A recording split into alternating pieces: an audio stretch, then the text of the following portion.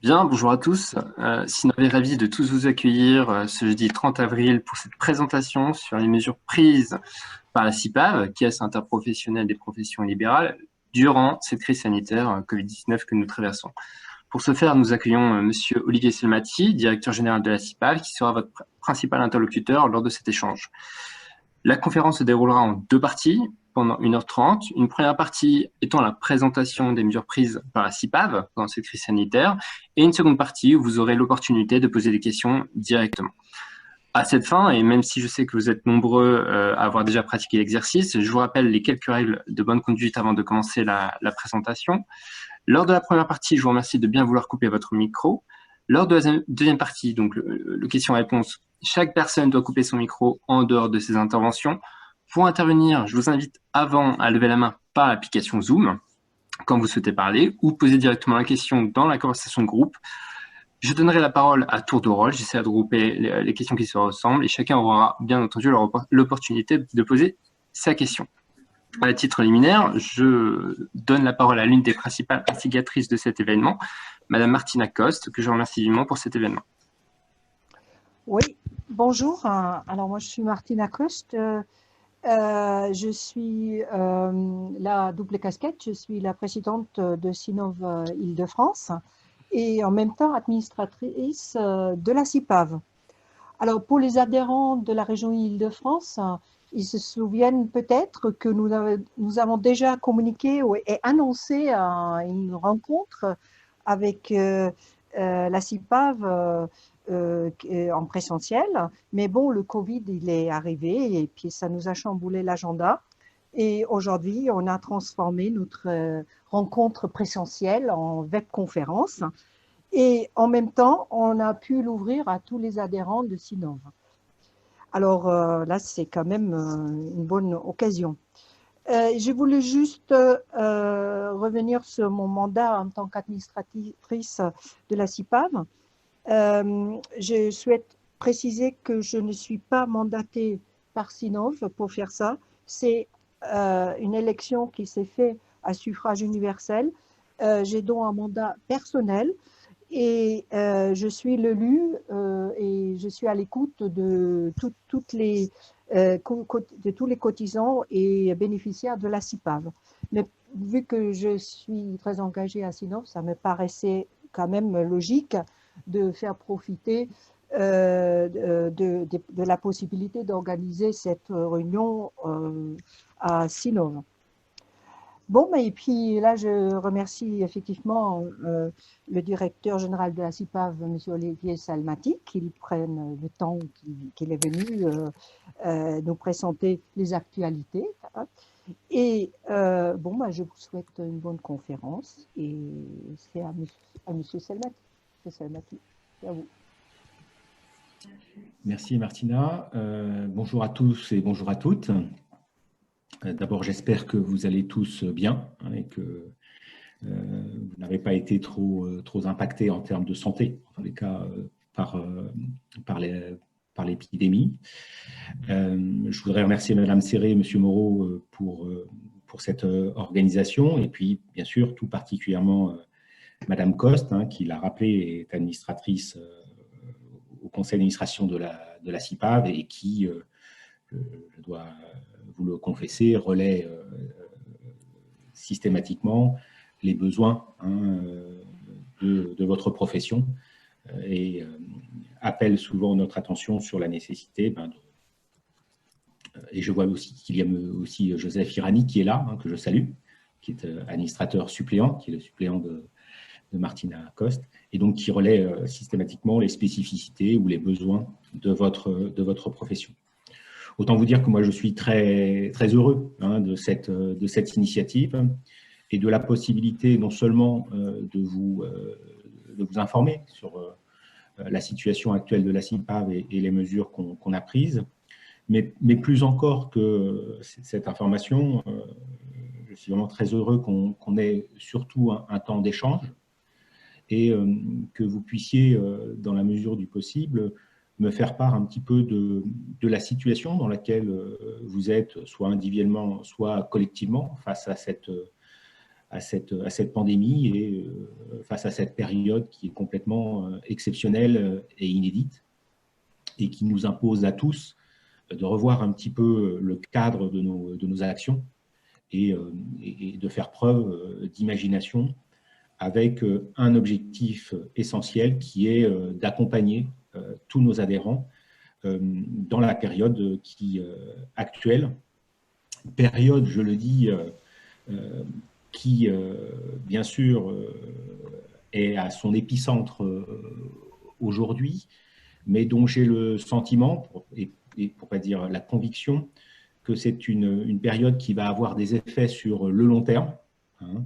Et donc, c'est pour ça qu'il est aussi très important d'envisager les mesures, non seulement de manière urgente, mais aussi sur le long terme. Et on a eu l'occasion de le dire en conseil d'administration la fois précédente.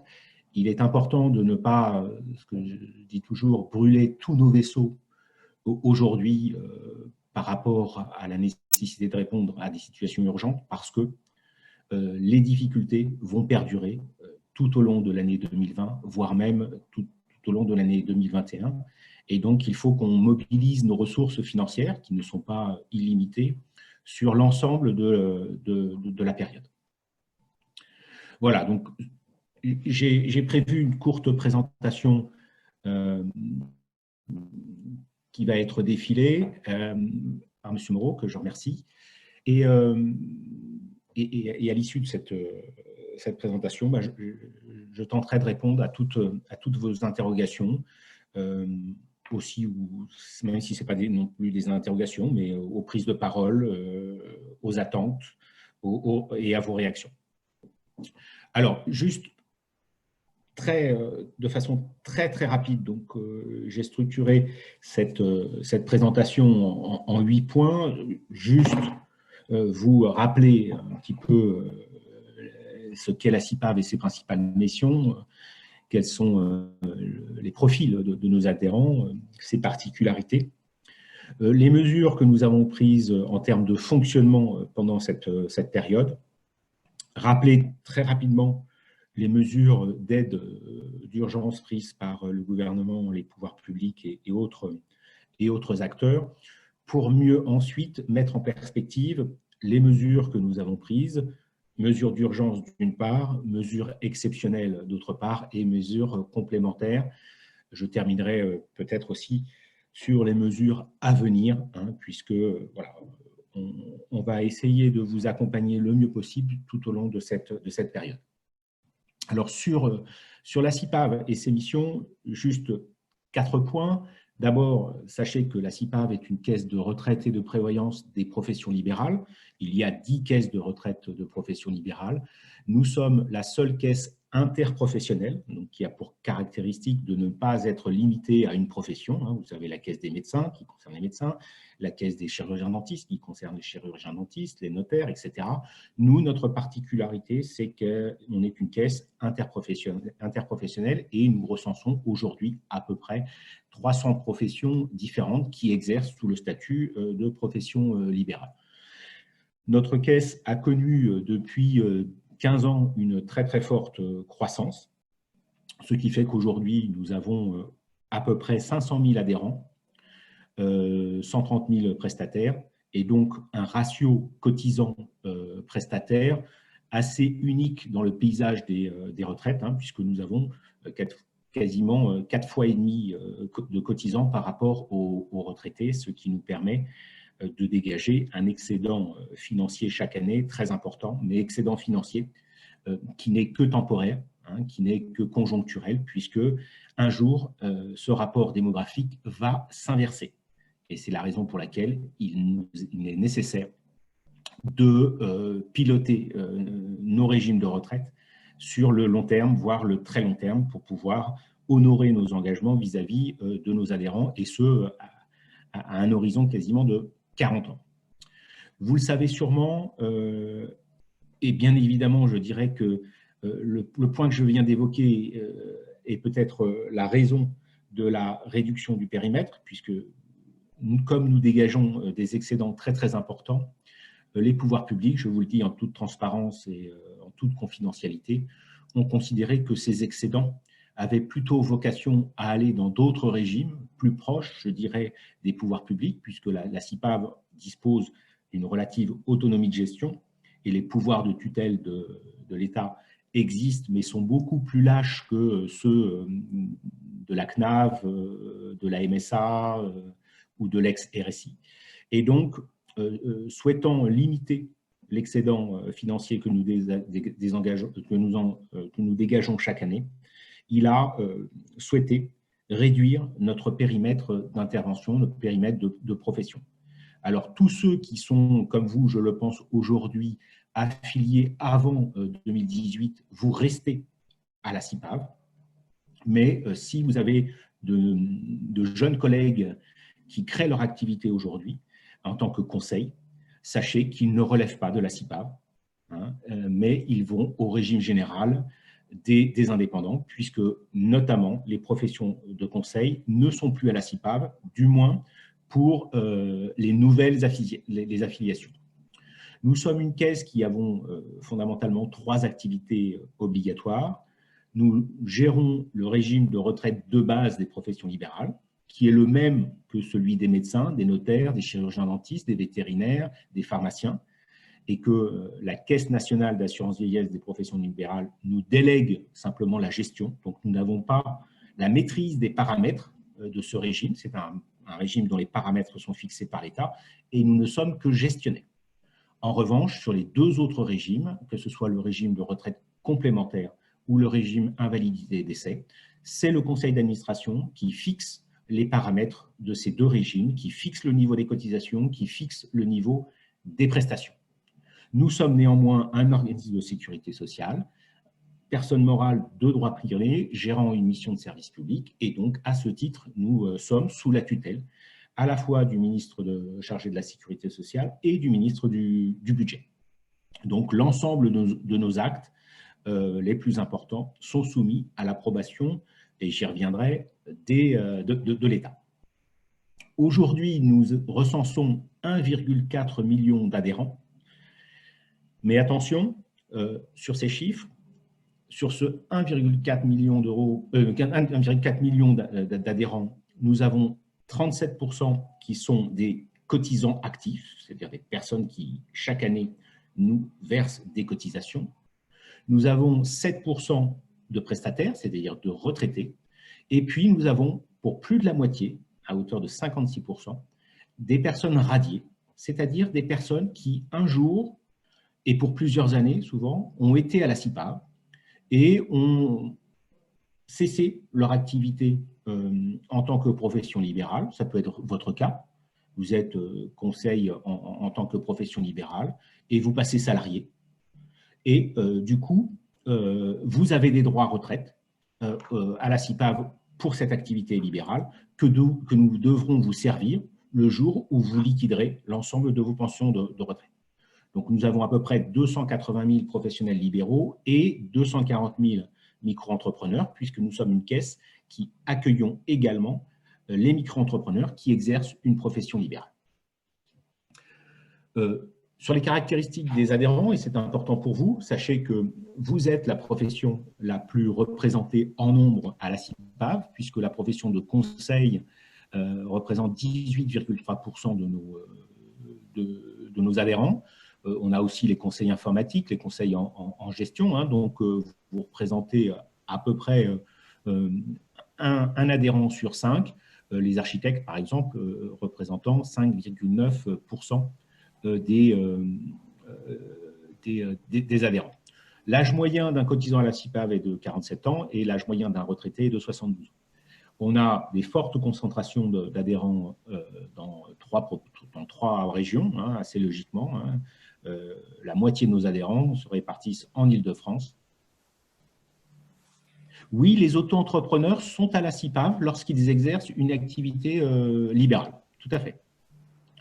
13%, parce que j'ai vu qu'il y avait une question qui avait été posée, donc je me permettais d'y répondre directement. 13% en Rhône-Alpes, hein, surtout à Lyon, et 10% en Provence-Alpes-Côte d'Azur.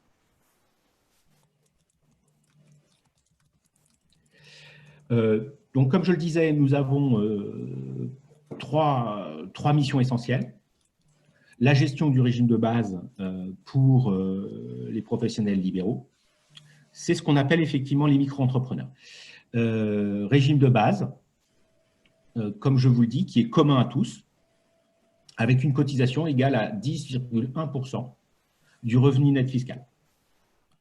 Un régime complémentaire, où là, les cotisations ne sont pas proportionnelles aux revenus, ce sont des cotisations forfaitaires par tranche de revenus.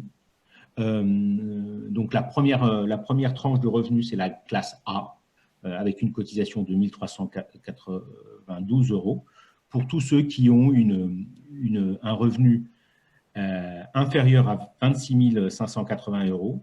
Et quand vous avez un revenu inférieur à 24 134 € et que vous relevez donc de cette classe A, vous avez la possibilité, en fonction de votre revenu, de demander une réduction de cotisation. On y reviendra.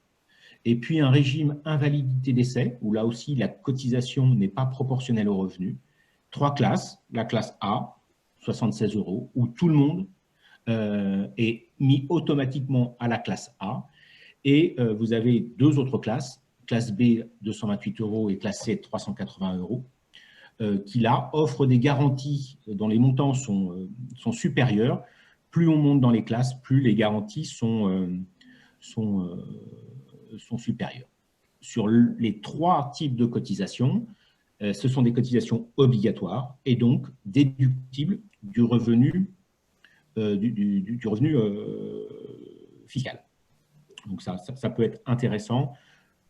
Peut-être que nous reviendrons sur le régime invalidité décès. Je peux vous assurer que pour une cotisation de 380 €, vous avez donc déductible fiscalement, vous avez des garanties décès et invalidité défiant toute concurrence. Alors, venons-en maintenant à la situation actuelle. D'abord, même si ça ne vous concerne pas, sachez que immédiatement, nous avons informé nos retraités que, quelles que soient les vicissitudes que nous allions traverser, le versement des pensions de retraite sera coûte que coûte assuré. Hein, et c'est une demande, bien sûr, du conseil d'administration, soutenue en cela par le ministre chargé de la retraite, Laurent Pietraszewski, qui a insisté pour que nous rassurions les retraités du versement des pensions. S'agissant de notre organisation et de notre fonctionnement, sachez que le président de la République s'est exprimé le jeudi 12 mars et le vendredi 13 mars, nous avons pris la décision de fermer totalement nos locaux à partir du lundi 16 mars. Et donc, depuis le lundi 16 mars, les locaux de la SUPAV sont intégralement fermés. Ceci étant, nous maintenons même la totalité de nos activités, puisque nous avons à peu près 75% de nos salariés qui sont en télétravail. Nous répondons au téléphone, nous répondons aux messages, aux mails, nous répondons au courrier. Il n'y a, de ce point de vue-là, aucune rupture dans la continuité de notre activité.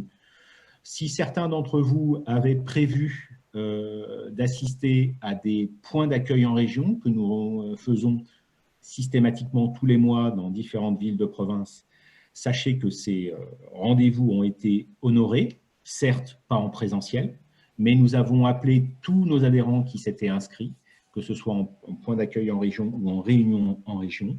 Et nous avons même également mis sur notre site, disponible à partir de votre espace personnel, un logiciel de prise de rendez-vous.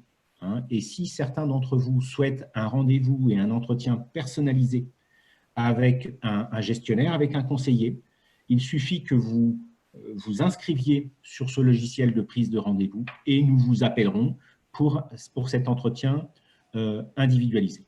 Nous avons également mis en place plusieurs campagnes d'emailing et la possibilité également de vous joindre par SMS. Je ne sais pas si certains d'entre vous ont reçu ces SMS ou ont reçu ces emails? Normalement, oui. En revanche, je vous invite tous, si ça n'a pas déjà été fait, à véritablement ouvrir votre compte sur l'espace adhérent de la CIPAV, parce que c'est notre canal. Si vous aviez rendez-vous prévu ce jour à 14 h, il va falloir faire un choix, monsieur.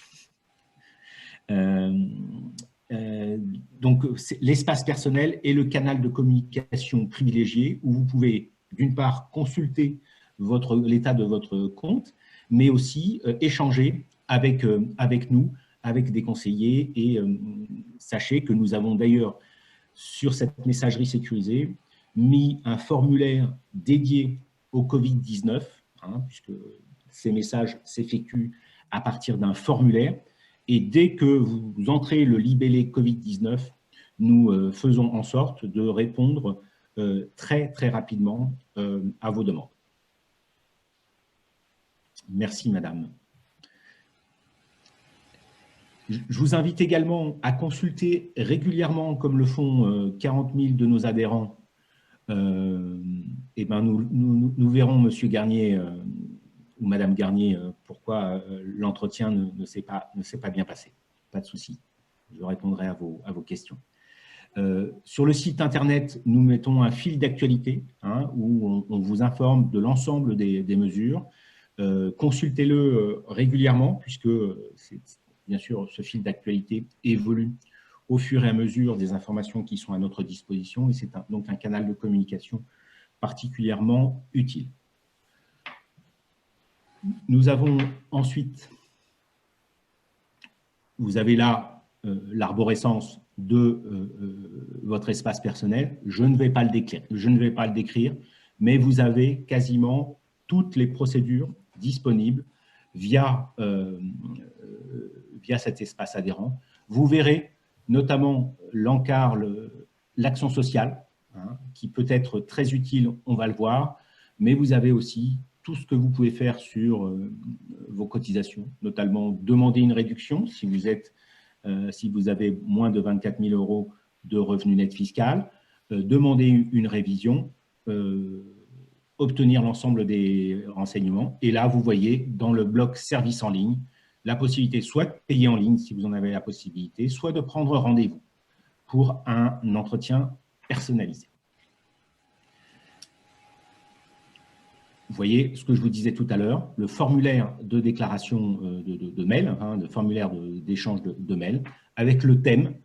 Et n'hésitez pas, si cette demande concerne véritablement votre situation suite à la période de confinement ou au Covid, d'indiquer le libellé Covid-19 pour que nous puissions vous répondre dans les meilleurs délais. Donc, vous pouvez nous appeler du lundi au vendredi. Les téléconseillers sont chez eux, mais le standard est basculé chez eux, donc ils peuvent tout à fait répondre. La messagerie sécurisée et les réseaux sociaux.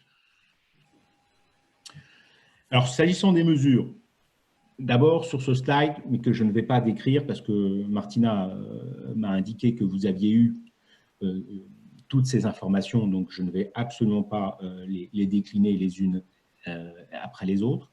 Mais il faut quand même que vous sachiez que le gouvernement, les pouvoirs publics, mais aussi les banques, ont mis en place des dispositifs particuliers qui doivent vous permettre de réduire ou de suspendre une partie de vos charges. Report d'échéances sociales ou fiscales, vous avez notamment la possibilité de moduler votre prélèvement à la source, le fonds de solidarité pour les petites entreprises, le rééchelonnement des crédits bancaires si vous prenez contact avec votre banque. Si vous avez des salariés, l'activité partielle, le chômage partiel. La possibilité, notamment avec les assureurs, mais avec d'autres fournisseurs, de saisir les dématières, les prêts garantis par l'État, des prêts de trésorerie pour un montant quand même de 300 milliards d'euros, les impayés de loyers, les pénalités de retard sur les marchés publics et la suspension des factures. Donc voilà, et je ne suis pas certain que la liste soit exhaustive. Et donc nous avons inscrit notre action vis-à-vis de nos adhérents dans le cadre de ce qui a été fait et de dire, ben voilà, qu'est-ce que nous, on peut faire en tant qu'organisme de retraite et de prévoyance à destination de nos adhérents. Alors, de manière très... oui, vous pourrez avoir accès au PowerPoint, pas de souci. La première mesure que nous avons prise, c'est pour les adhérents qui, comme peut-être certains d'entre vous, sont en prélèvement mensuel, de suspendre les prélèvements du mois d'avril et de mai. Nous n'avons malheureusement pas pu suspendre les prélèvements du mois de mars, puisque le discours du président de la République était le 12, mais que les échéances de prélèvement mensuel sont passées le 10. Hein, donc, c'était trop tard et ça aurait été trop compliqué de revenir en arrière. Mais pour le mois d'avril et pour le mois de mai, ceux qui sont en prélèvement mensuel ne seront pas prélevés. Ceci étant, la situation est complexe et il y a une diversité de situations. Si en revanche, vous souhaitez néanmoins honorer vos versements parce que votre situation financière ou la situation de votre trésorerie vous le permet, et c'est le cas de certains de nos adhérents, vous pouvez payer en ligne, hein, via l'espace personnel que je vous ai indiqué, et payer la charge qui vous incombait. Sachez que nous avons encaissé au mois d'avril près de 20 millions d'euros d'adhérents qui finalement ont dit « ben non, vous avez suspendu mes prélèvements, je vous en remercie, mais moi je préfère continuer à honorer les paiements ». Et donc voilà, possibilité de payer néanmoins si vous ne souhaitez pas avoir cette suspension du prélèvement mensuel. Pour ceux qui ne sont pas en prélèvement mensuel, la prochaine échéance n'est que le 15 octobre. Hein, et donc, de ce point de vue-là, en trésorerie, pour beaucoup, pour ceux qui ne sont pas en prélèvement mensuel, ils n'auront rien à débourser en termes de trésorerie pour la CIPAV jusqu'au 15 octobre. Nous avons également, c'est la deuxième mesure, suspendu dès le 13 mars toutes les procédures de recouvrement amiable ou forcé pour nos adhérents qui n'étaient pas à jour de leur cotisation. Et il y en a. Hein, il y a 50 000 personnes aujourd'hui qui ne sont pas à jour de leur cotisation, mais qui n'étaient pas à jour de leur cotisation avant le Covid, hein, le Covid-19. Hein. Et donc, prenant en compte la situation, on a décidé pour le moment de suspendre tout envoi de mise en demeure, contrainte ou encore plus envoi d'un huissier. Donc ça, c'est les deux mesures immédiates qu'on a prises. Ensuite, nous avons, lors d'un conseil d'administration du 1er avril, décidé une mesure exceptionnelle concernant votre retraite complémentaire.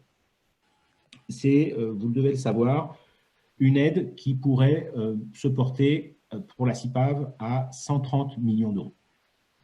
Donc, c'est un effort considérable. Et Martina Coste pourra en témoigner. Il y a eu un débat au sein du conseil d'administration pour savoir quelle était la nature de l'aide que nous devions attribuer, verser à nos adhérents. Il y avait deux positions. Une minoritaire qui consistait à dire, ben voilà, aujourd'hui, ce dont ont besoin nos adhérents, c'est du cash pour leur trésorerie. Et donc, il faut verser une somme, un petit peu comme l'a prévu la Sécurité sociale des indépendants, le CPSTI, une somme qu'on attribuerait à chaque adhérent, libre à lui d'utiliser cette aide. Et puis, la majeure partie, hein, ou plus des 3/4 des administrateurs ont dit non. Il faut que nous soyons responsables. Nous ne sommes qu'une caisse de retraite. Et nous devons inscrire, c'est le revenu, c'est une coquille, madame, c'est le revenu net fiscal, je vais y revenir. Nous ne sommes qu'une caisse de retraite et de prévoyance. Bien sûr, nous devons accompagner nos adhérents en cette qualité, mais nous ne pouvons pas prétendre aider sur d'autres dépenses que celles qui concernent la retraite et la prévoyance. Donc, sur la mesure qui a été votée par le conseil d'administration, pour tous ceux qui ont un revenu net fiscal, et non pas un chiffre d'affaires, un revenu net fiscal inférieur à 26 580 €. Aujourd'hui, ce que l'on leur proposera, c'est d'abord de bénéficier d'une demande de réduction de leur cotisation. C'est un dispositif qui existe et qui permet de réduire la cotisation en fonction du revenu de 25, 50, 75%. Et nous prendrons en charge les impacts de cette réduction en vous attribuant la totalité des points. Exemple, la cotisation pour quelqu'un qui a des revenus entre 0 et 26 580 € est de 1 392 €. Lorsque vous avez un revenu, c'est une erreur, ce n'est pas un chiffre d'affaires, c'est un revenu, égal à 12 000 €, vous avez la possibilité de diminuer, de réduire le montant de votre cotisation de 75% et de ne régler que 25%. Nous prendrons en charge les 75% pour vous permettre d'obtenir la totalité des points. De sorte que, qu'en est-il de nos points de retraite? Il faut une pandémie pour que nous ayons... Non, mais lisez pas les... D'accord. Ouais, je pense qu'il faut pas que vous lisiez en même temps parce que Vincent fera le... Oui, pour la fluidité de la présentation, je vous remercie de bien vouloir attendre pour poser vos questions à la seconde partie. Je suis disponible pour répondre à toutes les questions, même les plus désagréables, puisque je vois que c'est le cas, mais il n'y a pas de souci. Même si vous les posez, ne les lisez pas, on en fera la synthèse après. Je pense que ce sera plus simple pour vous. D'accord. Donc voilà, donc nous prendrons en charge le coût de cette réduction de manière à vous attribuer la totalité des points avec une cotisation qui sera réduite. Et donc, si vous avez un revenu net fiscal de 12 000 € en 2019, vous aurez à payer 348 € sur l'année et nous prendrons en charge la différence. Ce qui fait que 348 €, si vous optez pour le prélèvement, ça vous fait quasiment environ 30 € par mois à payer. Donc voilà le dispositif. Malheureusement, nous ne pouvons pas communiquer à l'heure actuelle parce que ce dispositif a été soumis à la validation du ministère. Et nous sommes malheureusement toujours en attente de cette validation. Les échanges que j'ai eus avec le ministère semblent indiquer que ce dispositif aurait leur assentiment pour ceux qui exercent en tant que professionnels libéraux hors micro-entrepreneurs. Nous avons bien sûr mis en place et conçu une disposition identique pour les micro-entrepreneurs. Simplement, les micro-entrepreneurs sont vis-à-vis de la CIPAV dans une situation très particulière.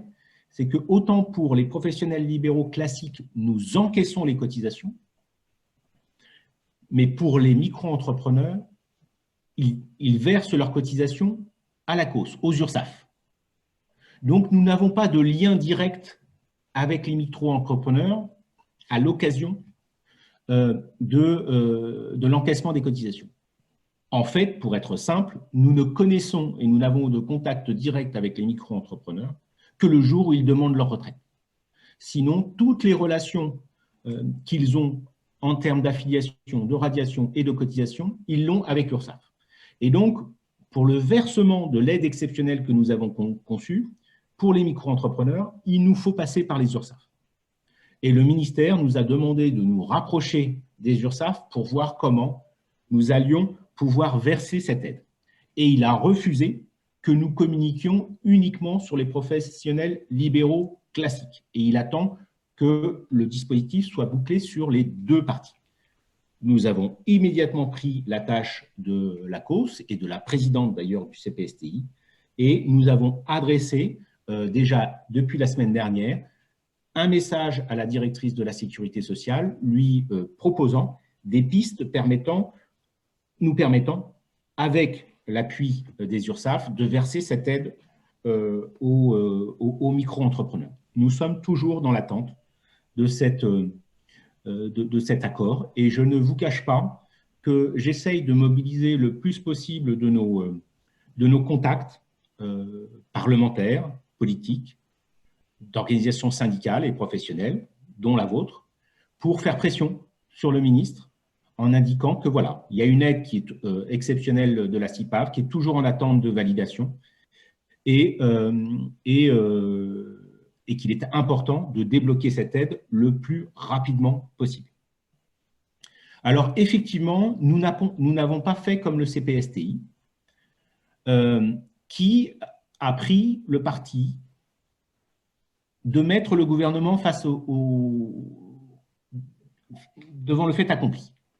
Il a communiqué sur la mesure avant d'avoir reçu l'accord du ministère. Ce qui a été, je ne vous cache pas, une source de tension entre le ministère et le CPSTI. Et comme je vous le dis, nous allons devoir gérer cette crise sur le long terme et il nous semble important de ne pas nous mettre en porte-à-faux avec nos autorités de tutelle avec lesquelles nous allons devoir échanger et collaborer sur le long terme. Donc, nous sommes dans cette attente et si certains d'entre vous, collectivement ou individuellement, font pression, on espère obtenir rapidement le déblocage de cette aide.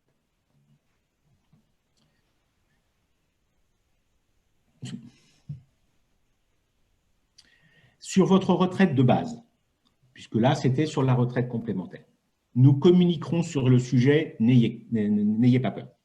Soyez-en convaincus. Aujourd'hui, vous êtes invités à déclarer vos revenus au titre de l'année 2019. Vous devez remplir votre DSI. Je vous invite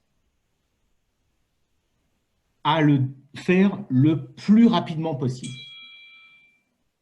Une fois que vous aurez déclaré ce revenu, nous allons en avoir connaissance et nous vous ferons un appel de cotisation, mais qui, cette année, ne sera qu'indicatif.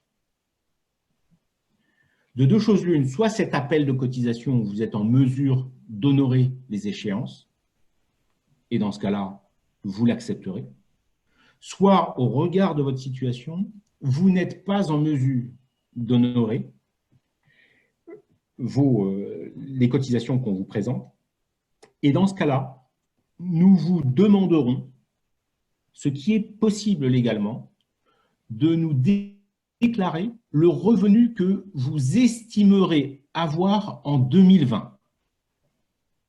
Donc, et sur la base de cette déclaration, nous recalculerons vos cotisations au titre du régime de base sur ce que vous nous déclarez. Et donc, si bien évidemment vous nous déclarez 2 fois moins sur le régime de base, vous aurez une cotisation diminuée de moitié. Et c'est un dispositif tout à fait légal. Donc, il y aura à la fois cette aide sur le régime complémentaire et le recours à ce qu'on appelle le revenu estimé au titre de l'année 2020. Mais auparavant, il faudra que vous déclariez à la DSI, au DSI, dans le cadre du DSI, votre revenu 2019. Nous aurons votre revenu 2019. On vous dit, ben voilà, sur la base du revenu 2019, voilà quelles sont vos cotisations. Vous nous dites, je suis désolé, au regard de la situation, je ne peux pas vous payer. Et nous vous ferons la demande. Ça se fait via l'espace personnel.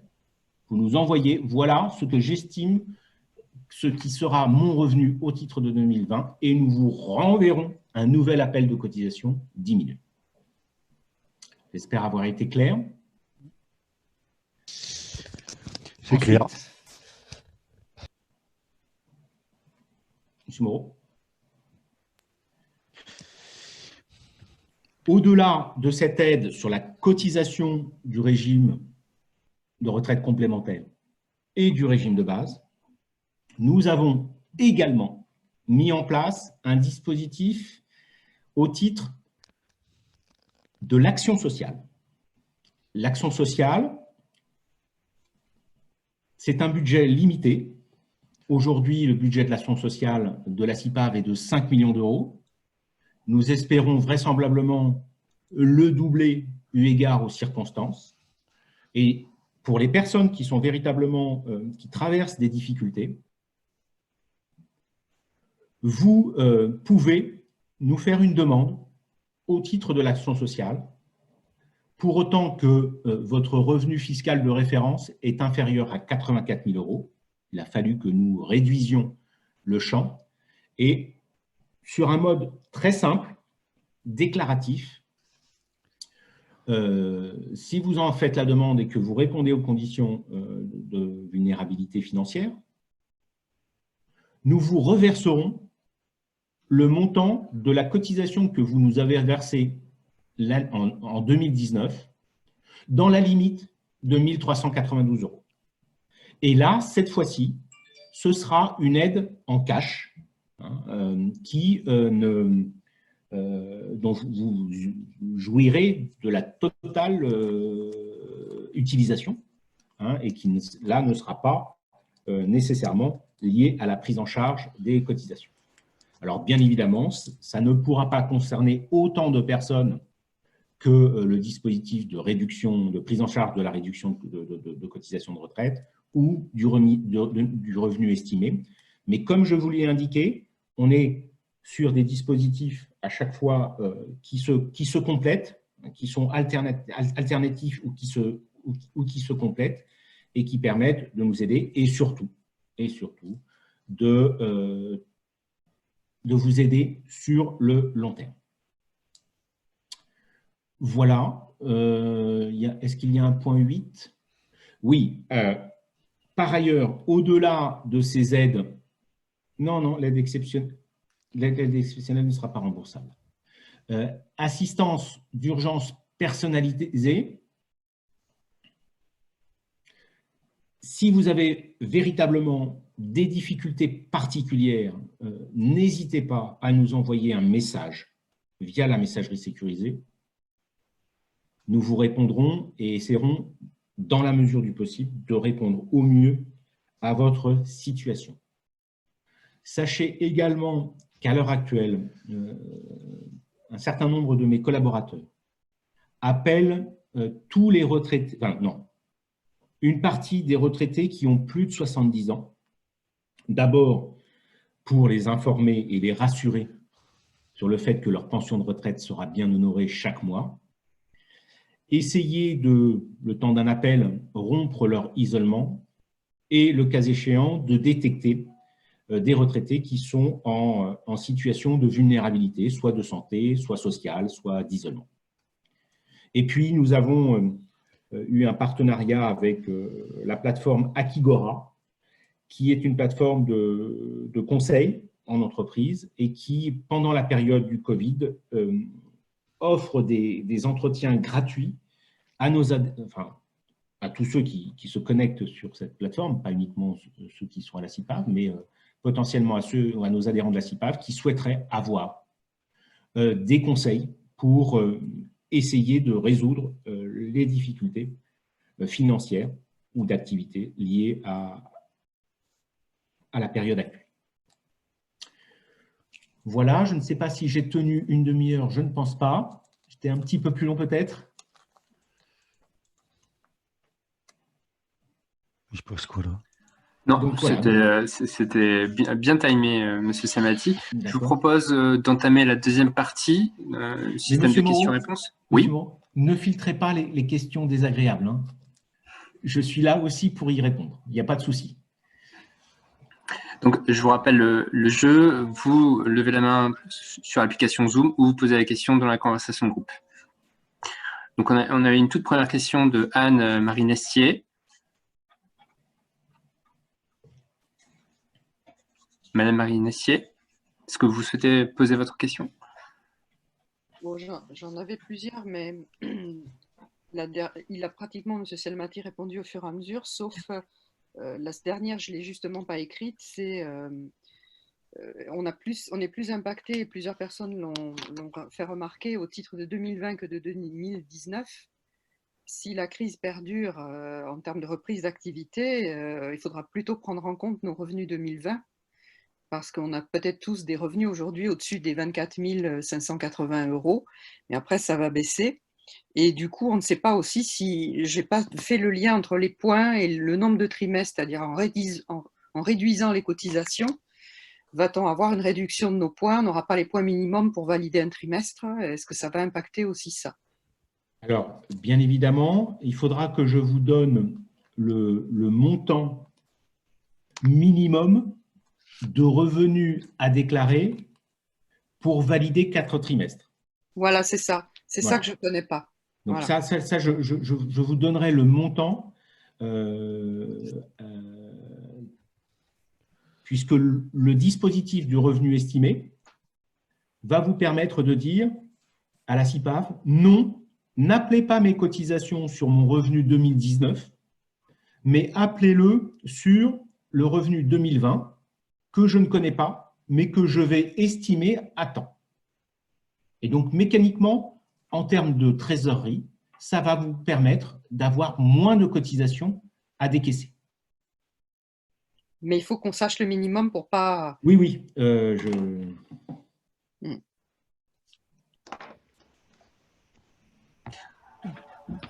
Alors, Siné, vous êtes là? Vous nous ferez passer l'information? Oui, oui, voilà, parce qu'il est très difficile d'avoir toutes les réponses en instantané et souvent ça nécessite une recherche. Je suis bien placé pour le savoir, donc posez vos questions, on y répondra dans un second temps. Si la réponse n'est pas instantanée en tout cas. Mais je pense que ça doit tourner autour de 5 000 €.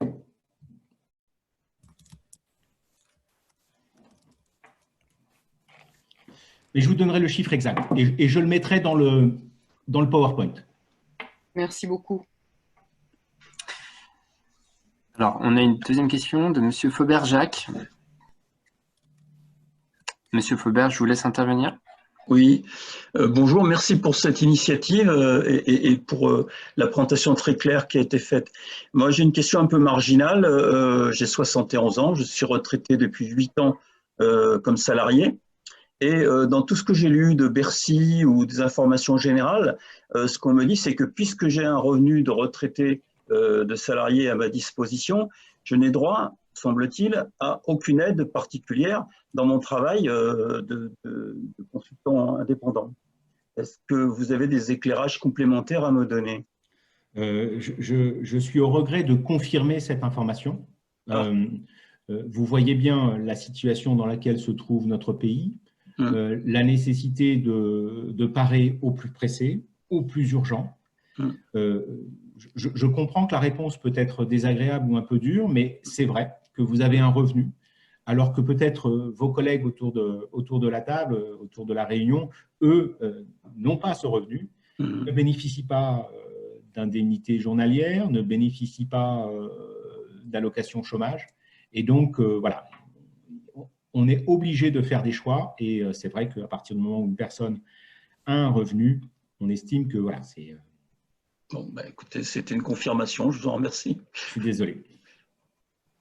Oui. Alors, pour compléter effectivement sur le fonds de solidarité, si la personne est titulaire d'un contrat de travail ou d'une pension de vieillesse, effectivement, ce que dit M. Selmati, c'est que ça ne se cumule pas. Donc, l'État a voulu limiter l'octroi de l'aide. Madame Nestier, 6 090 €. 6 090 € Merci. De revenus nets fiscal. D'accord. Permettent de valider 4 trimestres. Merci beaucoup. Merci. Alors, on a une question de Madame Christine Godet. Madame Godet, je vous laisse préciser votre question.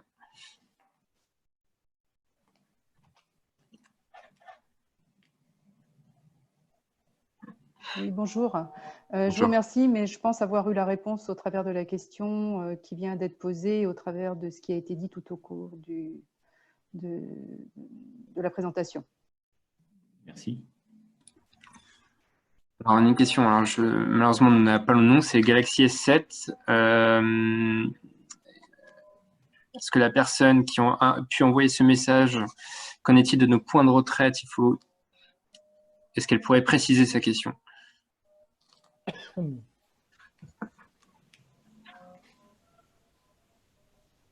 Bon. Madame Calvé, je vous laisse intervenir. Vous avez levé la main. Oui, merci. Au fait, je suis à prélèvement mensuel, mais j'ai un petit montant à couvrir qui restait pour 2019. Et depuis, je pense, fin février, c'était bien un petit peu avant du confinement, j'essaie de régler ce petit montant, mais à chaque fois, j'ai une erreur de paiement en ligne. Et je voulais savoir si cela pénalise une possible intervention du dispositif 7, donc de l'action sociale. Non, je pense que c'était ça. Alors, donc, si je comprends bien, il vous reste un reliquat de cotisation, c'est ça? Oui, c'est ça, c'est ça. C'est 100 €. Alors, effectivement, si vous n'êtes pas à jour de vos cotisations, vous ne pourrez pas bénéficier du dispositif d'action sociale. Hein, nous remboursons le montant de la cotisation dans le cadre de l'action sociale qui a été payé en 2019, mais pour autant que la personne soit intégralement à jour de ses cotisations. Alors, je comprends que vous avez essayé de payer en ligne et que ça n'a pas marché. Oui, c'est ça. Dans ce cas-là, ce que je vous propose, c'est que vous donniez vos coordonnées à Martine Acoste. D'accord. De manière à ce qu'on règle cette difficulté. Je ne sais pas si c'est une difficulté technique ou de quel ordre. Je peux vous dire qu'aujourd'hui, les paiements continuent, hein, comme je vous l'ai dit. Donc, on va résoudre cette possibilité de manière à ce que vous soyez à jour de votre cotisation et du coup bénéficier du dispositif d'action sociale. Merci. OK. Alors, on a une question de Mme Catherine Buat. Madame Buat, je vous laisse intervenir. Oui, c'était juste pour avoir une clarification sur l'année de référence, parce que donc sur les prises en charge que vous nous avez montrées, on était sur pour les revenus, enfin jusqu'au revenu à concurrence de 26 580 €. Donc sur l'année 2019, l'année 2019 c'est une année normale pour plein d'entre nous, j'imagine, parce que la crise est apparue en 2020, donc je n'arrive pas à comprendre la logique de la prise en charge. Madame, votre revenu 2020, nous n'en aurons connaissance qu'en mai 2021. Ouais. Donc, on est obligé de prendre le dernier revenu connu. Ok. C'est uniquement pour ça. Vous êtes en train de faire votre déclaration sur les revenus 2019. Ok. Maintenant. Et donc, si on veut débloquer une aide rapidement, on est obligé de prendre le revenu qu'on connaît, c'est-à-dire le revenu sur lequel on a calculé vos cotisations. Ok. On a une question de Madame Sylvie Gonzalez.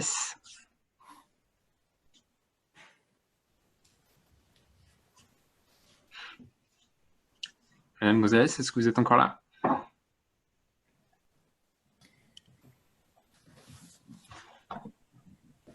Il se peut que non.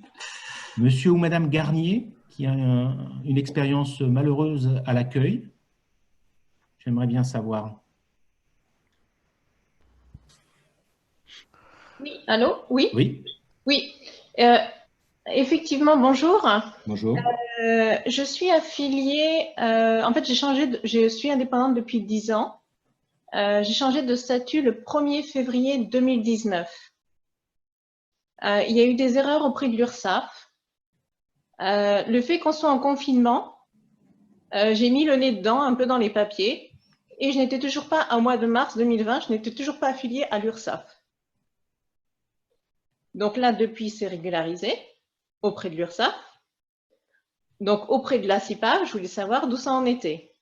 Donc, j'avais pris un rendez-vous, effectivement, via la messagerie sécurisée, enfin, via le la fonctionnalité en fait à partir du site web aujourd'hui à 14 h. Bon, je n'ai pas eu visiblement la personne, ou enfin je sais pas comment ça se passe, ne m'a pas rappelé.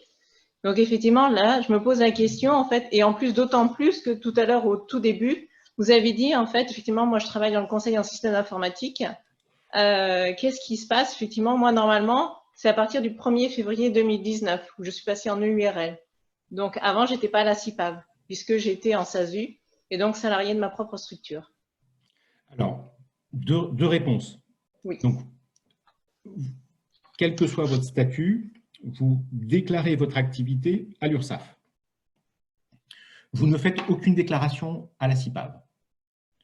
C'est donc les URSSAF qui nous donnent les informations sur les affiliations, les créations d'activités. Tout à fait, c'est ce qu'ils m'ont dit. Donc, et donc, nous les prenons en compte pour autant que nous les avons. Donc, il peut y avoir un décalage entre le moment où vous faites votre formalité à l'URSSAF et le moment où elle nous les transmet. Oui, ça je comprends tout à fait. Et d'autant plus en cette période. Malheureusement, je pense qu'il y a des difficultés même hors période. Par contre, madame, j'ai peur. Alors, je ne sais pas si c'est une peur ou une satisfaction pour vous, mais je pense que vous n'êtes pas à la CIPAV. Puisque, comme je l'ai dit au tout début de mon intervention, nous avons eu une réduction du périmètre de nos affiliations et les conseils, ceux qui créent leur activité, qui ont créé leur activité depuis le 1er janvier 2019, ne sont plus à la CIPAV. Donc, si je comprends que vous avez créé votre activité au 1er février 2019, j'ai changé de statut, oui. Oui, vous avez changé de statut. Ouais. Et donc, a priori, vous ne devriez pas être à la CIPAV pour le régime de retraite. Ni le régime de base, ni le régime complémentaire. Ni le régime de base, ni le régime complémentaire. Et ça serait quelle caisse? Alors, caisse générale, c'est ça? Alors, c'est le régime général, la sécurité sociale des indépendants qui a été intégrée au régime général. La SSI. La SSI. Alors, je les ai eu au téléphone. Oui. Ils m'ont dit que comme j'étais profession libérale, eh ben, j'étais pas au SSI. Donc là, j'avoue que bon. Alors, je pense que c'est pas tout à fait ça, puisque, je ne vais pas rentrer dans les détails, mais les pouvoirs publics ont décidé de découper ceux qui exercent une profession libérale telle que le conseil, mais vous avez aussi les traducteurs-interprètes, qui peuvent être soit à la CIPAV, soit au SSI, en fonction de la date de création de leur activité. Je comprends tout à fait ce que vous me dites. Alors moi, il n'y a pas de problème. Je veux juste savoir à quelle caisse de retraite je suis affiliée. Et là, c'est le chat qui se mord la queue. Parce que je balance d'une caisse à l'autre. L'URSSAF me dit un truc, le SSI me dit un autre truc, et vous me dites encore autre chose. Vous voyez, moi que je vous ferai la même demande qu'à Madame Calvet. Si vous pouviez donner vos coordonnées à Martine Acoste. Oui, avec plaisir. Merci. Et je regarderai personnellement votre dossier. Merci beaucoup. Et merci pour la présentation, c'était très clair. Merci. Nous avons plusieurs remarques et une question de Jean-Louis. Jean-Louis, je vous laisse vous exprimer.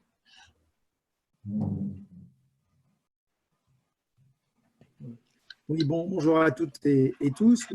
Très simplement, j'ai noté effectivement votre logique et votre raisonnement qui est la vôtre, que je trouve extrêmement décevante par rapport au CPSTI, puisque, à titre personnel, mais c'est le cas de beaucoup d'indépendants, je travaille depuis 25 ans dans ce métier, j'ai toujours été à la CIPAV, j'ai toujours payé mes cotisations, et je me rends compte aujourd'hui, déjà depuis quelques années, qu'il y a une division par 10 des points de cotisation à une époque, sans consultation des adhérents, et qu'aujourd'hui, les aides vont aller aux gens qui sont, j'en suis persuadé, en très grande difficulté, mais ça ne veut pas dire que les autres ne sont pas en difficulté. D'où le positionnement de la CPSTI personnellement, que j'avais validé, et on est nombreux dans mes collègues de travail à avoir espéré effectivement la même chose de la part de la CIPAV. La réponse est claire, mais bon, c'est comme ça. Voilà, c'est plus une remarque. Que proposez-vous à la limite à des gens comme nous, quoi, qui sont au-dessus des barèmes que vous évoquez? Alors, vous avez le dispositif d'action sociale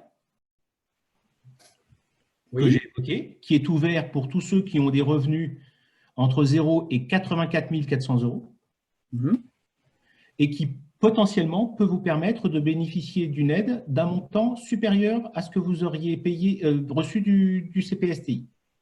Oui, j'entends le conditionnel.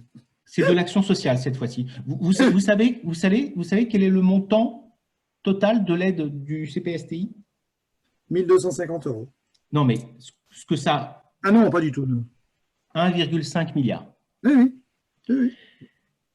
Et il y a eu cette discussion au sein du conseil d'administration. Hein. Ce n'est pas une décision que j'ai prise personnellement, hein, ça a été une décision collective. Qu'auriez-vous dit, monsieur, si nous vous avions versé une aide équivalente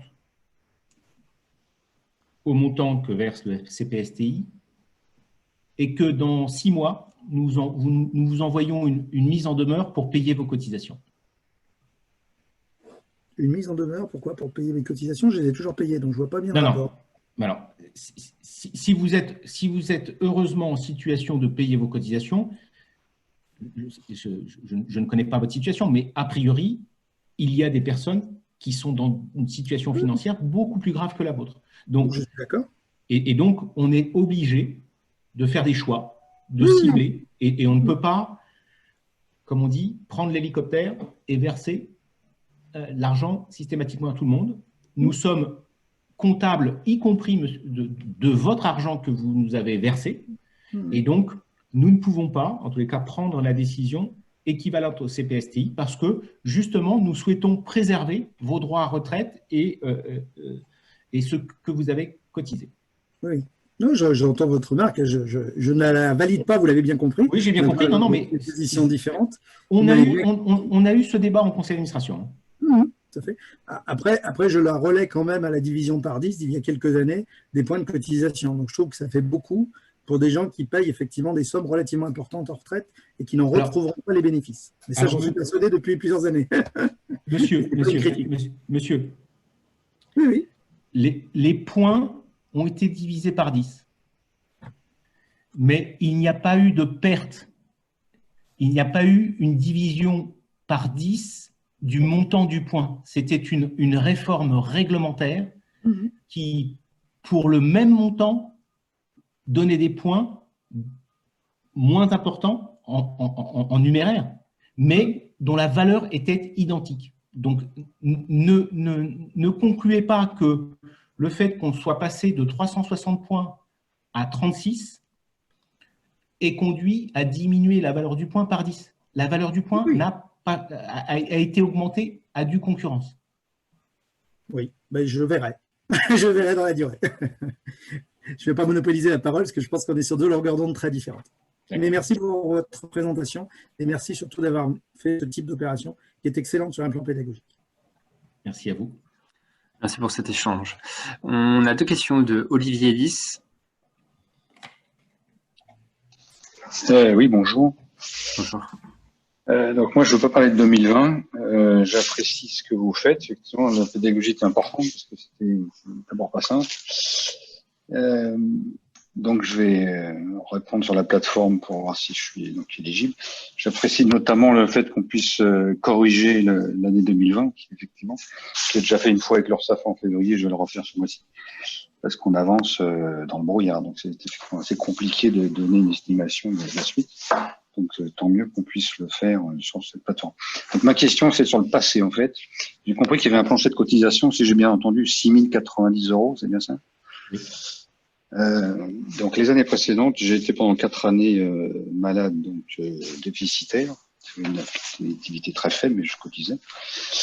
Et ces années-là, concernant la CIPAV, je me suis mis donc j'ai donné les chiffres officiels, c'est-à-dire que je me suis mis en déficit, donc je n'ai pas cotisé, donc j'ai pas des trimestres. Ma question, c'est est-ce que j'ai le droit de rattraper les années? Est-ce que je comprends que pour 2020, c'est donc moi qui vais estimer la somme que je vais cotiser, si j'ai compris votre leçon de ce que vous disiez. Voilà ma question. Donc, est-ce que je peux rattraper, comment rattraper les années précédentes, puisque je ne connaissais pas ce plancher. Sinon, j'aurais cotisé à hauteur du plancher. Voilà. Est-ce que c'est clair ou... Alors, je vais même aggraver votre situation, monsieur. Dites-moi.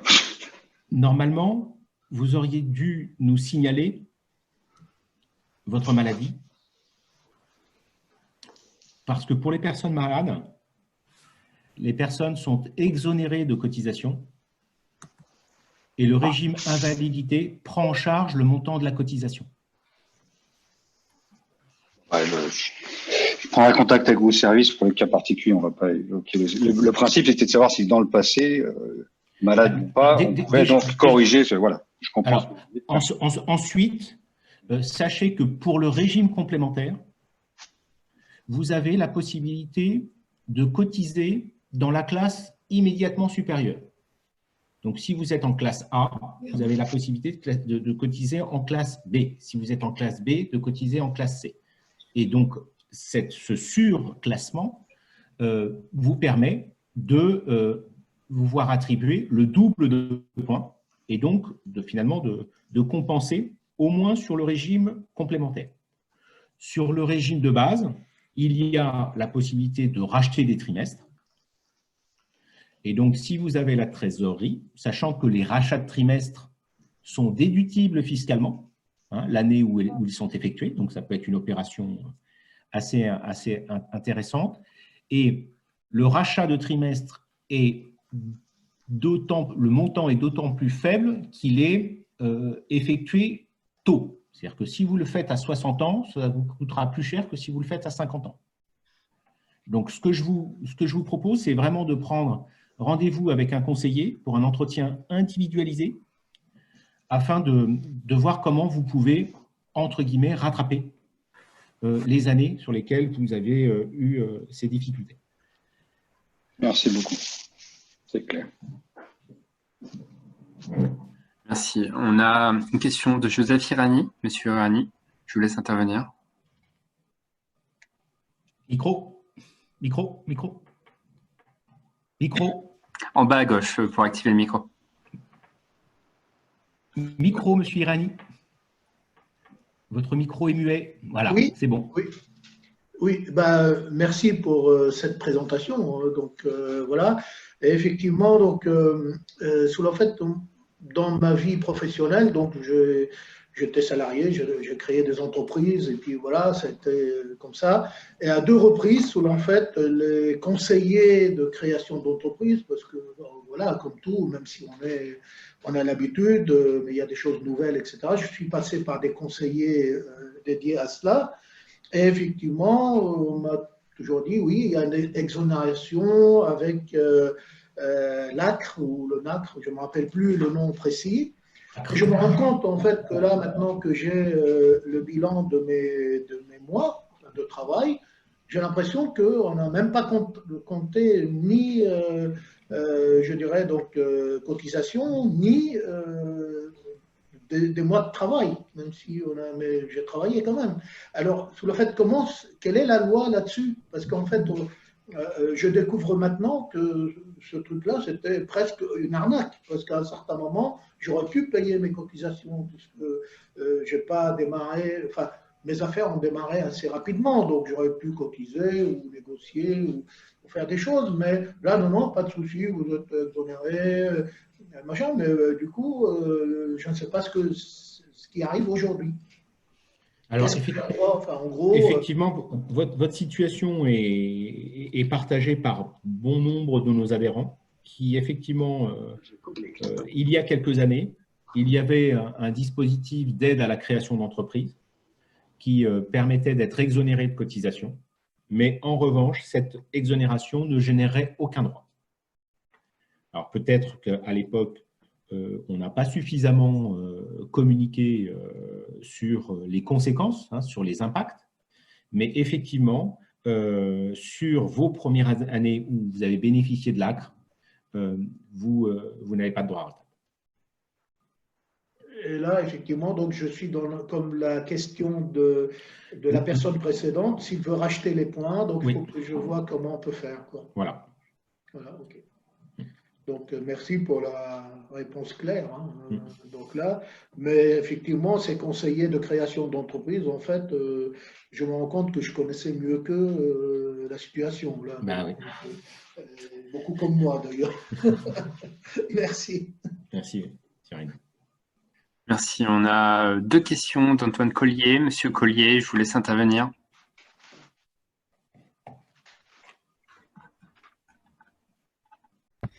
Oui, bonjour. Excusez-moi, j'étais en ligne, je vous entendais quand même. Moi, j'aurais quelques questions parce que c'est vrai que malgré la clarté de votre présentation, Monsieur Selmati, j'ai entendu différents montants de revenus fiscal. 24 000 au départ, 26 580, ensuite 84 400. Quand on parle de revenu fiscal, on parle vraiment du revenu fiscal tout revenu compris, puisque moi, la partie qui est déclarée auprès de la CIPAV est inférieure à ces montants de 24 000 et 26 580. Voilà. C'est le revenu net fiscal que vous tirez de votre activité libérale. D'accord. Donc, c'est-à-dire que je peux gagner 80 000 euros déclarés dans mes impôts. Ce que je prends en compte, c'est le revenu fiscal qui est déclaré à la CIPAV. Tout à fait. Donc, aujourd'hui, pour l'année passée, il était de, je ne sais plus exactement, 15 000 ou autre. Donc, je rentre dans le cadre de tous les cas que vous avez évoqués, c'est bien ça? Tout à fait. D'accord. Alors, une autre question, c'est sur la partie déclaration revenus. Vous me dites par rapport à 2020 qu'effectivement, on peut faire un estimé. Bon, ça c'est quelque chose, c'est une mesure qui était possible, bien évidemment, les années précédentes, on pouvait anticiper, sauf qu'il y avait une tolérance. Aujourd'hui, je n'ai pas de visibilité. Concrètement, si il ne se passe rien d'ici la fin de l'année, bah, j'ai 50% de mon portefeuille qui saute. Peut-être que je vais le réaliser, peut-être que je vais réaliser plus. Je n'ai aucune visibilité. Je ne sais pas du tout. Moi, j'interviens dans le cadre d'animation, de coaching d'équipe, coaching individuel en entreprise. Au niveau des formations, c'est assez compliqué. L'activité est très réduite. Le coaching d'équipe, ça paraît très compliqué par vidéo. Donc, je n'ai pas de visibilité pour me permettre de dire ben, aujourd'hui, effectivement, compte tenu de mes revenus, je vais m'attribuer 20 000 euros, je vais m'attribuer 10 000 euros ou beaucoup moins. Donc, ce que je voulais juste avoir comme réponse de votre part, c'est quelle était la tolérance d'imprécision. Si je vous dis ben, je vais gagner 20 et au final j'ai 40, ça veut dire que j'ai une pénalité parce que j'ai une estimation qui était nettement inférieure, qui dépasse plus que 10%. Je ne sais plus quelle était la tolérance qui était attribuée en temps normal. Voilà, je voudrais une réponse sur ce point-là, s'il vous plaît. Alors, effectivement, pour vos collègues, dans le dispositif du revenu estimé, si on s'aperçoit au moment de la déclaration 2021 oui, que le revenu qui a été estimé est supérieur de 15%, la réglementation actuelle prévoit une pénalité. Oui. Nous n'appliquerons pas de pénalité. D'accord. En revanche, sauf si nous sommes dans une situation où on sent qu'il y a eu une volonté délibérée de sous-estimer le revenu. Sachant que, c'est très important, vous pouvez, au titre de l'année 2020, faire plusieurs estimations de revenus. Mmh. Donc, vous pouvez en faire une aujourd'hui, une en septembre, et au fur et à mesure de vos rentrées, si vous vous rendez compte que les choses vont mieux ou que les choses vont moins bien, vous avez toujours la possibilité de faire une nouvelle estimation pour coller le plus possible. D'accord. Et c'est celle-là qui sera comparée à celle de mai 2021. Voilà. D'accord, ok. Bon, ça me va bien, ça me paraît… Ça, je peux le gérer, quoi. Clairement. L'inconnu, pas, mais… Mais quelqu'un qui a une différence de 20% ou de 25%, nous n'appliquerons pas la pénalité. Mmh. Ok. Non, mais là, je vous dis… c'est quelqu'un qui… Je ne sais pas du tout. Enfin, je dirais là, c'est au doigt mouillé, hein, 20%. Bien sûr. Et c'est pour ça que le dispositif autorise plusieurs estimations de revenus de manière à ce qu'au fur et à mesure que l'année s'écoule, vous avez la possibilité d'ajuster cette estimation. Ok, très bien. Donc, toutes ces… Enfin, bien évidemment, là, on va recevoir votre présentation. Par rapport à toutes ces déclarations, on les fait directement sur la partie, sur notre site compte personnel, en fait. Alors, c'est là où j'appelle votre attention, parce que vous avez deux déclarations à faire. D'abord, vous avez la déclaration 2019, la DSI, il faut la faire. Hein, ça, c'est une… Et ensuite, si vous le souhaitez, mais vous voyez que vous avez le temps, hein, vous pouvez, sur le site, faire la déclaration du revenu estimé. D'accord. Mais vous devez faire les deux. De toute façon, la DSI, je pense, je verrai avec l'expert comptable, mais il l'a fait, c'est clairement. Ne croyez pas que vous êtes dispensé de faire votre déclaration 2019 parce que vous auriez fait une estimation 2020. C'est là où je ne veux pas qu'il y ait d'ambiguïté. D'accord. Dernière question, vous avez dit qu'il y a possibilité d'arrêter les suspensions de cotisation pour avril-mai. Alors, avril-mai, pour ceux qui sont prélevés, ça a été suspendu.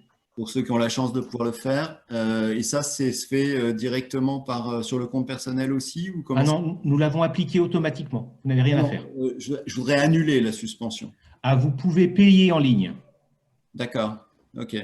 Vous pouvez payer en ligne hein, si vous reportez à l'arborescence. Vous verrez qu'il y a un bouton « Payer en ligne » et vous pouvez payer ce que vous souhaitez. Ok, très bien. Je vous remercie. Merci à vous. Est-ce que je peux poser une question? Oui, monsieur Salmati. Vous êtes où, monsieur Baucher? Parce que je vois la mer. Ah. Alors, oui, bonjour. Alors, je suis en Grèce. En Grèce, d'accord. Mais virtuellement. Hein. Ah, d'accord. C'est un fond d'écran? C'est un fond d'écran, c'est le Péloponnèse. D'accord. Okay. Pardon, excusez-moi. Il n'y a pas de souci.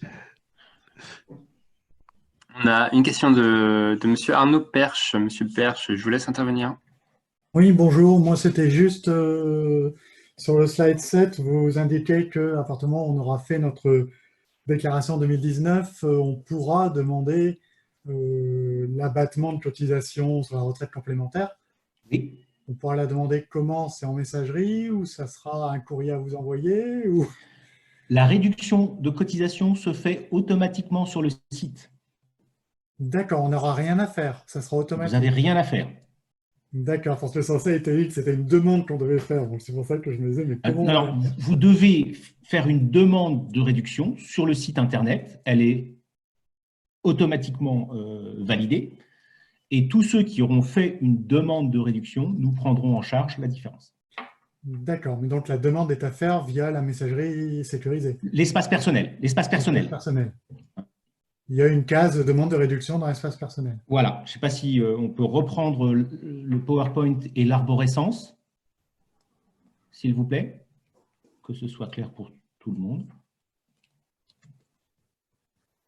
C'est la 14, Vincent. C'est la 14. Ah. Non, c'est l'arborescence. La 14. Non, mais de quoi le site? L'arborescence de l'espace personnel. Ah. Excusez-moi. Encore, voilà. Donc, si on fait un petit peu plus grand, si c'est possible. Voilà. Mes cotisations, demande de réduction ou de dispense de cotisation. Donc, monsieur, si vous cliquez, vous avez la procédure pour faire une demande de réduction. Demande pour cotiser en classe supérieure, vous voyez, vous l'avez. Demande du fonds d'action sociale, vous avez un formulaire. Et puis, pour la personne, monsieur Collier-Joie, qui voulait payer, vous avez payé en ligne. D'accord, merci beaucoup.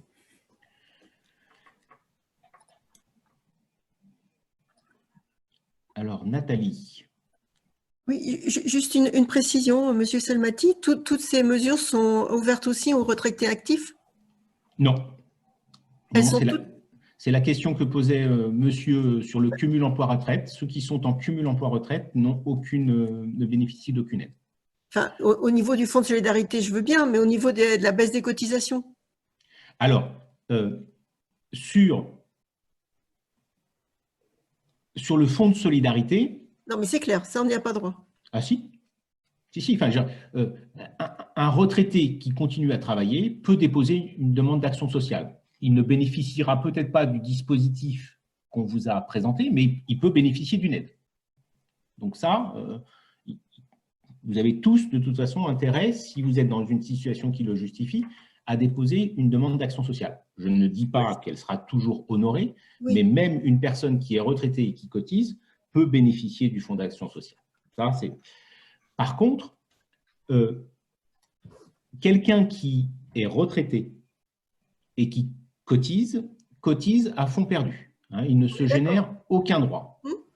S'il a un revenu inférieur à 26 580, il peut faire une demande de réduction de cotisation. On est d'accord, il y a droit aussi.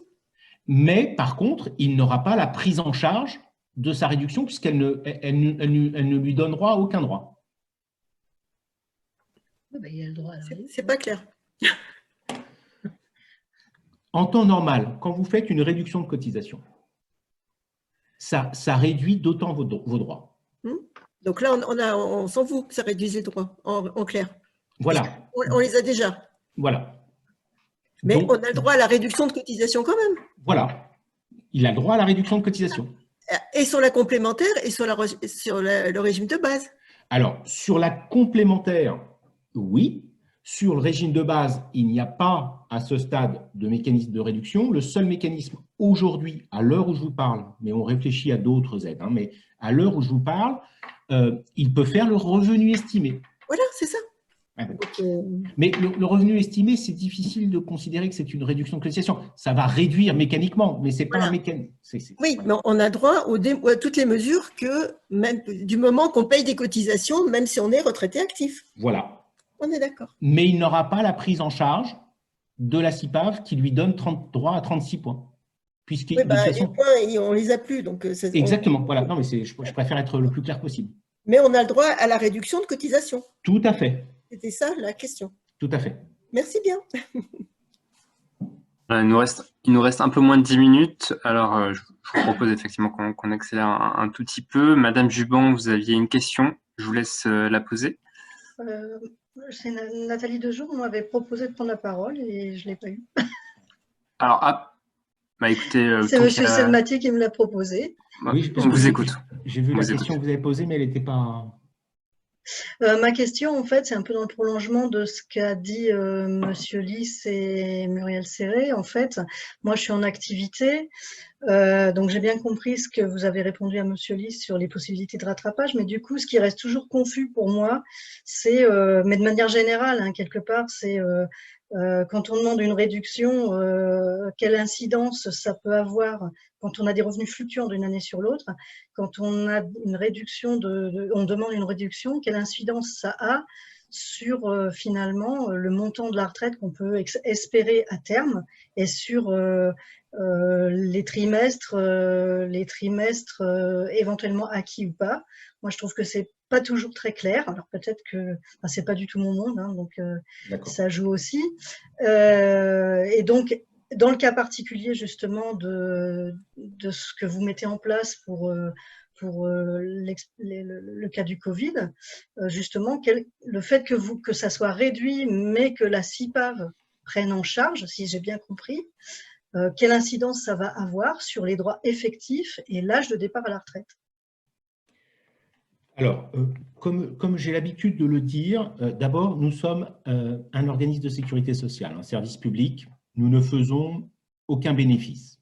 Hein. Tout l'argent que nous encaissons de la part des cotisants, nous les transformons à un instant T, T plus 10, T plus 20, en prestations. Et donc, je l'ai toujours dit, sur la retraite, il n'y a pas de martingale. Votre retraite est proportionnelle au montant des cotisations versées. Donc, en temps normal, lorsque vous demandez une réduction de cotisation, cela s'accompagne d'une réduction de droits. Donc, quand vous êtes à la classe A pour 1 392 €, vous avez le droit à 36 points. Si vous demandez une réduction de 50%, vous aurez 18 points. Celui qui fait une réduction de 75%, il aura 25% de 36, c'est-à-dire 9 points. Ça, c'est ce qui se passe en vitesse de croisière, en considérant que vous êtes confronté à une année difficile, vous faites une réduction. L'année suivante, comme je l'ai dit à M. Lys ou à M. Collier, si vous allez mieux, vous avez la possibilité de cotiser à la classe supérieure et d'une certaine façon d'atténuer ou de neutraliser la réduction de cotisation et donc la réduction de droits concomitante. Cette année, toute personne qui demandera une réduction de cotisation n'aura aucun impact sur ses droits à retraite et tout le monde aura 36 points.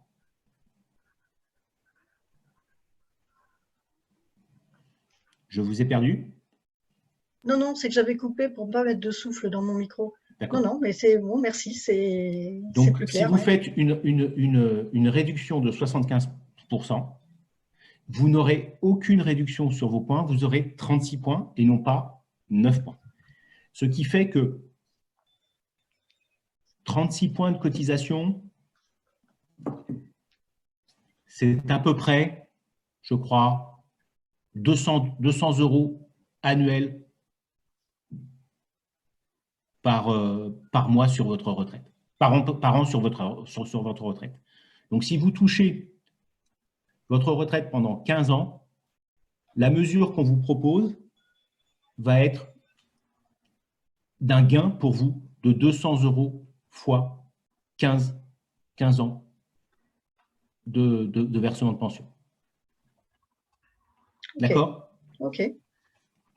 Et c'est là où je dis que nous agissons en tant que caisse de retraite. Et du coup, j'en profite pour poser la question, quand on parle de réduction aussi, ça a un incidence sur le nombre de trimestres validés. On est d'accord? Ça ne sera pas le cas cette année. Alors, ça, je vous l'ai dit en présentation, les trimestres, c'est le régime de base. Ce régime de base, il n'est pas piloté par la CIPAV. C'est un régime dont les paramètres sont fixés par l'État. Donc, nous ne faisons que le gérer pour le compte de l'État. D'accord? Si vous déclarez 6 092 €, vous aurez vos 4 trimestres. Je ne sais pas ce que va décider l'État si les personnes déclarent moins. Est-ce qu'elles auront moins de trimestres? Est-ce qu'ils vont neutraliser cette année? Je n'en sais rien parce que nous ne sommes pas responsables du pilotage de ce régime. Ok. Donc, si vous voulez absolument avoir la garantie de valider 4 trimestres, il faut que vous déclariez un revenu net fiscal de 6 092 € en y réintégrant d'ailleurs vos cotisations Madelin. Ok. Et je ne sais pas si vous avez entendu l'information du ministre de l'économie hier. Pour ceux qui ont du Madelin, vous allez avoir la possibilité de débloquer les sommes.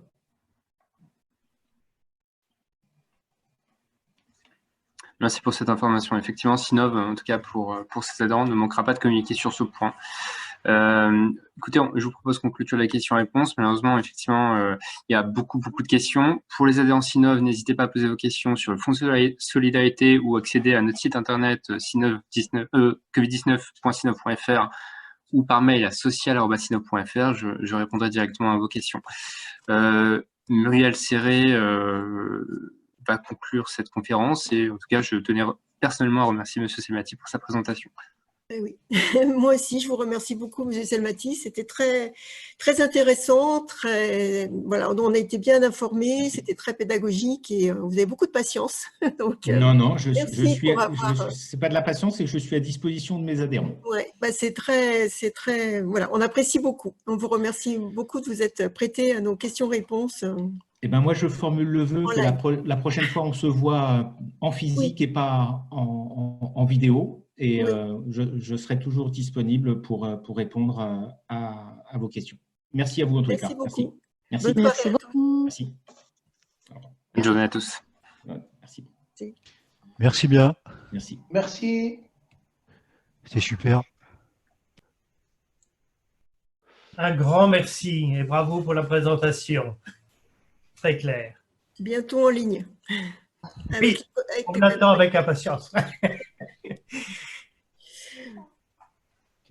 Excusez-moi, la présentation, le support nous est envoyé automatiquement, c'est ça? Oui, très prochainement. D'accord. Alors, effectivement, il y aura le podcast disponible en ligne, comme vient de le dire Muriel, et on vous enverra par mail la présentation, le PowerPoint. Parfait. Merci. T'as les mails de tout le monde, du coup? Et puis un grand merci pour la transparence. Oui, je pense que c'est. Ce sera transmis à M. Salmati. Oui. Et puis bravo à vous pour l'organisation, comme pour tout le reste d'ailleurs.